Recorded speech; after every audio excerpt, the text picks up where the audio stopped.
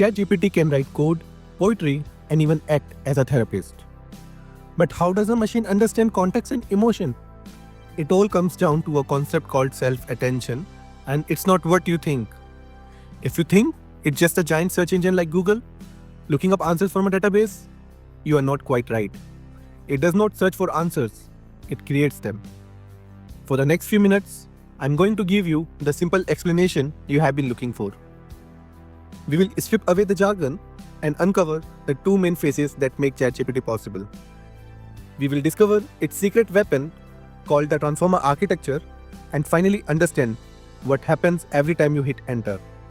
By the end of this video, you won't just know how it works, you will understand the revolutionary idea behind it. The easiest way to understand ChatGPT is to think of it in two distinct phases. Phase 1, building a giant library of all human knowledge. And Phase 2, training a super fast librarian to use that library to answer any question. The library building phase is called pre-training. This is where the AI learns everything. The librarian phase is called inference. That's what happens when you and I interact with it. Let's start with how they build the library.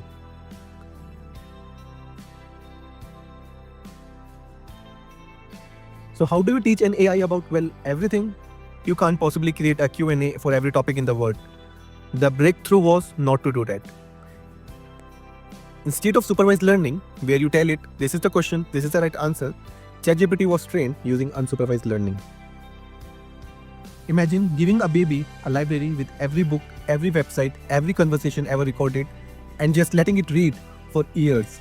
It wouldn't know specific answers, but it would start to understand the patterns of language. It would learn grammar, context, and how ideas connect, all on its own. That's what OpenAI did.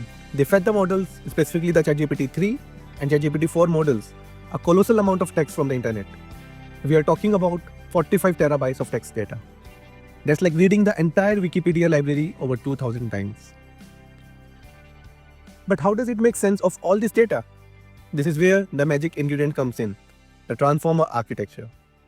Forget the complicated diagrams. The key idea inside a transformer is something called self-attention.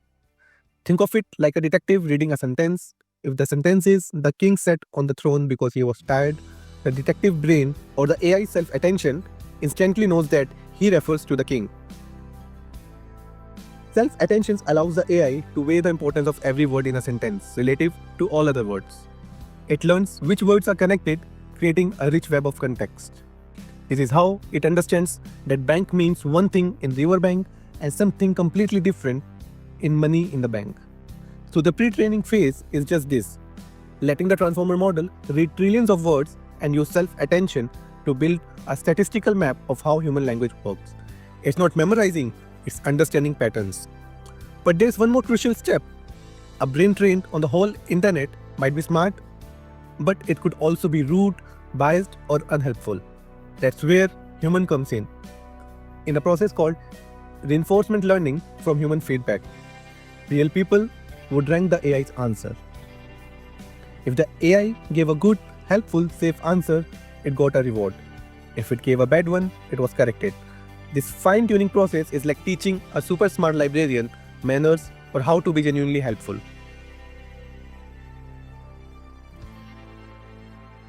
Okay, so our AI has built its massive brain and has been fine-tuned by humans. The library is built and the librarian is trained. Now you arrive and type a prompt. Write a short story about a brave knight. This is the inference phase. Two things happen here. First, natural language processing. The AI uses its vast knowledge to break down your request. It understands the concepts of story, brave, and knight based on the patterns it learned. Second, this is the incredible part. It starts to generate a response, one word at a time. It doesn't know the story it's going to write. It just knows, based on everything it's read, what's the most probable next word should be. It starts with, "Once upon a time, there was a." The AI calculates the probability of the next word. Knight might have a high probability, so it writes knight. Now the sentence is, "Once upon a time, there was a knight who." It looks at this new sentence and calculates the next most probable word. Maybe lived, so it adds lived. It's like the world's most powerful autocomplete, constantly predicting the next word to create sentences that are coherent, contextually relevant, and match the style you asked for. And what about follow-up questions? This is called dialogue management. ChatGPT remembers the previous turns in the conversation, using that history as context for the next word it generates. That's why you can tell me more about him, and it knows him is the knight.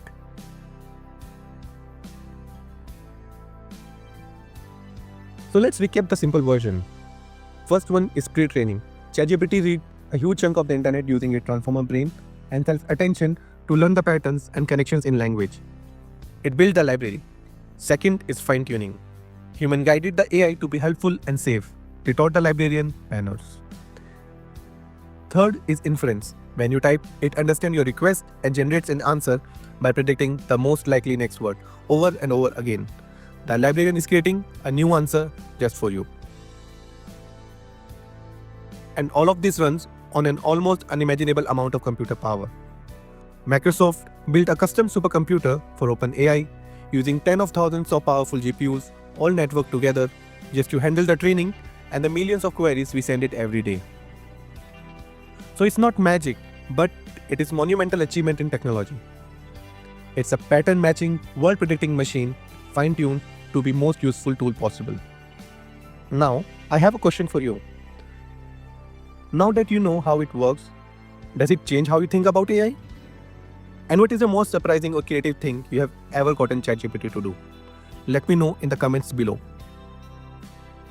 And if this video helped you finally understand ChatGPT, do me a huge favor and hit that subscribe button and ring the bell so you don't miss our next deep dive into the tech that's changing our world. The key takeaway is this: ChatGPT isn't thinking or knowing in a human sense.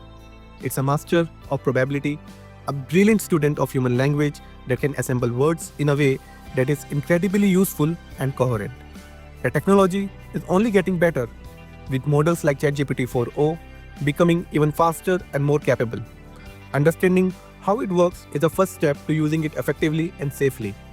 Thanks for watching, stay curious, and I will see you in the next one.